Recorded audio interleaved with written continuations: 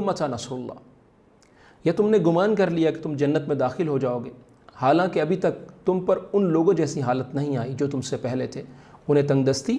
और तकलीफ़ पहुंची और वो सख्त हिलाए गए, हत्ता के रसूल और जो लोग उसके साथ ईमान लाए थे कह उठे कि अल्लाह की मदद कब आएगी, सुन लो बेशक अल्लाह की मदद करीब है। तो मुसलमान जब रसूलों की ज़िंदगी में, अम्बिया की ज़िंदगी में आने वाले इम्तिहानात देखता है, मुश्किलात देखता है, और फिर अम्बिया का उस पर सब्र देखता है और उनसे मुकाबला करने की कैफियत देखता है, तो उसको इंस्पायरेशन भी मिलती है और उसको हौसला भी मिलता है।